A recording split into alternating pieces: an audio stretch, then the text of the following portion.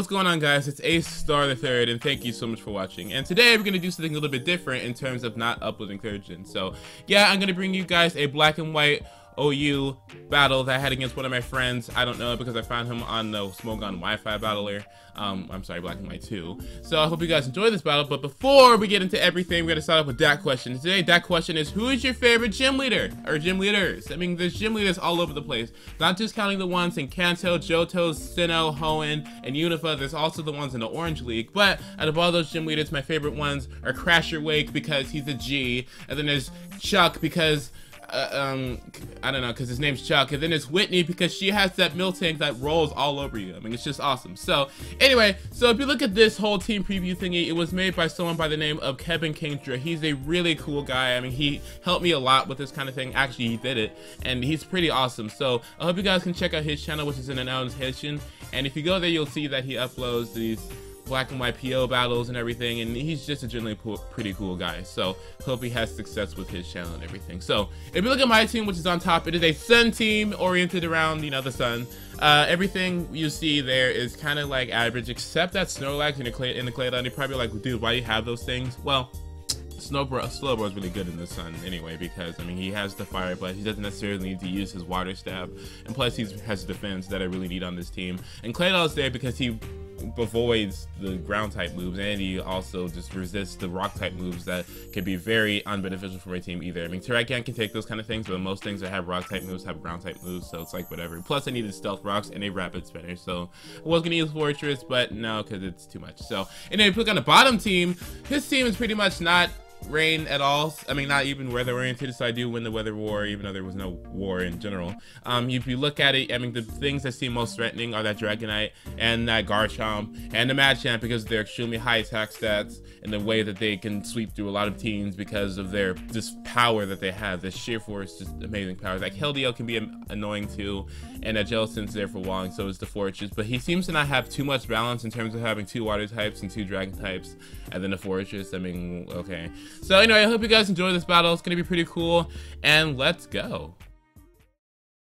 Okay, so Thanksgiving is in a couple of days, and it kind of sucks when you think about it because there's a lot of turkeys that had to get annihilated due to this holiday, and I think that we should make a union just for the turkeys, because no one stands up for turkeys. So anyway, so I lead up with my Claydol. He leads up with his Machamp, which I predicted because in 4th generation, Machamp is an extremely popular lead with Dynamic Punch and Bullet Punch and Lumberry. It stops a lot of threats, and it's just amazing. So unfortunately, he goes for a Dynamic Punch. Does a lot of damage because I'm not bold, or I don't have any defensive investment, I do believe, and he gets a confusion, and then I hit myself. It sucks, but it's whatever. So I switch out into my Yogi, knowing that he would go for a payback, and I can do, you know, he can do some damage but not a lot, and then I can come in here and go for a Psych. He can do a lot of damage to match him, but unfortunately he goes for a Dynamic Punch, gets a crit, and you know, now I'm confused, and because Slowbro is slow, I get hit. So okay, successful. You know, 2 of my walls just took all that damage, and you know, cool, awesome. So at this point I switch out,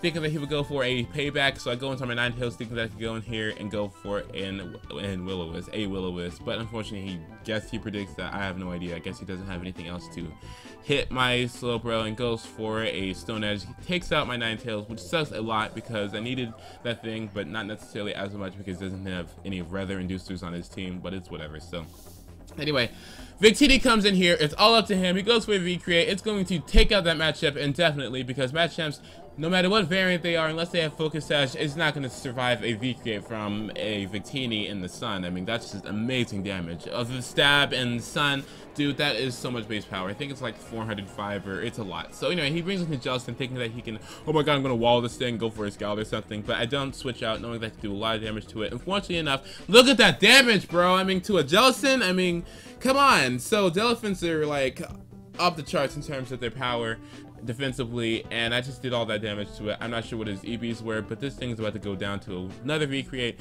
and now his Jellicent is now gone, which means I can rapid spin this successfully in case he brings any stealth rocks or any other entry hazards into play. So anyway, now he brings in his Forretress. At this point, he predicted me to not switch out, and he goes for an Earthquake, so I go out into my Yogi, knowing that I can take anything this thing has, and then if he happens to go for something like a Toxic Spikes or Earthquake or something, anything he has, I can just switch out and go into Claydol and then rapid spin him away and then wall it completely. So Kind of sucks for him. So anyway, I guess he predicted me to go for a fire move. At that point, I was going for a psychic just so I could break his sturdy in case he stayed in. And then I would have went for a fire blast after the sturdy was broken. So he would have been like, dude, I didn't know you had that move. I mean, why didn't you go for it right away? Because I knew how to predict you. So anyway, go for a slack off. I do believe this turn because I just wanted to see what kind of Garchomp he was. He seems to have a life orb, which sucks, but it's not terrible because, I mean, I know that he doesn't have Choice Band, which means he doesn't have that immediate power, and if he's not Choice Scarves, I can be faster than him once Victini comes in here and revenge kill him with the Recreate. But unfortunately, he predicts my switch or something and goes for it. Oh my gosh, the Swords Dance. Now he has +2 Life Orb, stronger than Choice Band. It's amazing right now, so he's going to go for an Outrage. It's going to do extensive damage. Takes out my Claydol because I don't have any defensive investment, as I said earlier. So now my Rapid Spinner and Stealth Rocker is gone. I don't have any way to set up those things now, but it's whatever. So anyway, Victini comes in here, goes for a Recreate, knowing I'm faster and everything. I could take out that Garchomp even though it's resisted because of the stab and the rain, in the sun. So I think I'm going to be taken down. That crit didn't matter at all. It really didn't. So Garchomp is now taken out. Now that is a huge but threat that's gone. And now he brings in his Dragonite. At this point, he predicts me to stay in and go for an extreme speed. But I'm not going to do that. I switch into Yogi. And at this point, I do believe I don't take that much damage at all. So I predicted him to now start setting up his Dragonites and everything. So I do go for a Thunder Wave this turn. And then after I go for the Thunder Wave, I can start to go for a Psychic so I can break his multi-scale, which he most likely has. Because that's what most Dragonites do. So unfortunately enough, he has a Lemberry. It's going to be taking away the paralyzation, but it doesn't suck too much because I can just go for another one. His Outrage isn't going to be killing me because I'm max defense and max HP. So it's not going to be doing all that damage. It will be doing a lot, but it's not going to be kicking me out or anything. So now it's paralyzed, so it kind of sucks for him because now he can't be faster than a lot of things on my team, especially my Victini. So if it comes down to it, Victini can come in here and then go for either a V-Create or a Fusion Volt. I do believe V-Create will be more damage, and then take out Dragonite because it's threatening. So anyway, I do take a lot of damage from this Outrage. Don't die, fortunately. I do believe I go for another Slack Off at this point. And then I do believe at this point he gets the paralyzation hacks, which is awesome. It kind of sucks, but it's not terrible because he can just go for Dragon Dances now, and he gets the fusion. So at this point, I would switch personally. Because I don't think that being confused and paralyzed at the same time is very logical at all. I really just would have went into another Pokemon and then came back in later and tried to do it again. But I guess he wanted to keep the boost he had and then just went for another Dragon Dance. So at this point, he is fast because Slowbro is extremely slow. And he does a lot of damage with this Outrage. Again, doesn't take me out, fortunately enough. At this point, I go for a Psychic, I do believe. It takes him down to about half. And at this point, I do believe that I can bring in my Victini and then take it out with a Recreate if need be. So, unfortunately, I do make a bad play and go for a Slack Off. He got the confusion, and if I went for a Psychic at that point, it would have been taking him out, and his Dragonite would have been gone, and now he wouldn't have had the threatening ability. He would have had extreme speed, and he would have been able to take out a lot of things on my team because Slowbro would have been gone, but I didn't do it correctly, and it's whatever. So at this point, I'm going to be taken out due to that Outrage. It's amazing base power and everything, so it's ridiculous. So I bring in my Victini. I have no idea why he did not go for it in extreme speed. I would have went for extreme speed. I think anyone on Earth would have went for extreme speed. I'm not sure if that was his last Outrage turn or whatever, but I think that was not his. What was that? So okay. Anyway, his Forretress comes in here. I do believe I just stay in.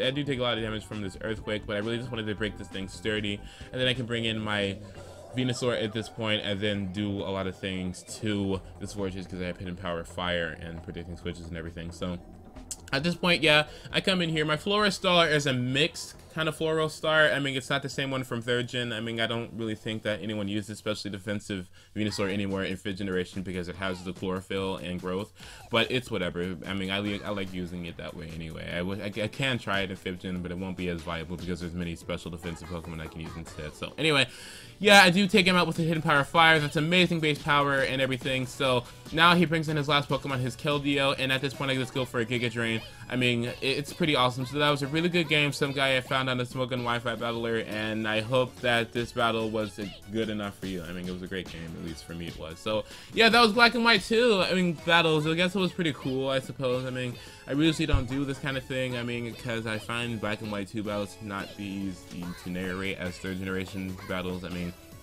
so I guess you guys can put in the comments whether or not you want to see more 5th generation. I mean, that's not why I'm here. I'm here for 3rd gen, but I mean, 5th gen can also do some extra thing I do too, so it's whatever. So anyway, yep, I hope you guys enjoy this battle. Be sure to like if you like it, dislike if you dislike the comment if you're cool, subscribe if you haven't, share if you have the balls, and favorite if you're Forretress. Unfortunately, it seems that ever since a couple of videos ago, my view count has been going down. I mean, people haven't been watching my videos. I have no idea why. There's not really much you guys can do about it. I mean, it's up to me to make my videos more appealing to the general YouTube audience in order to get more views, but I mean, it's whatever. So at least you guys are watching it right now. I thank you for that. So yep, outside of that, be sure to answer that question. Really want to know people's favorite gym leaders, because I mean there's to know, I guess.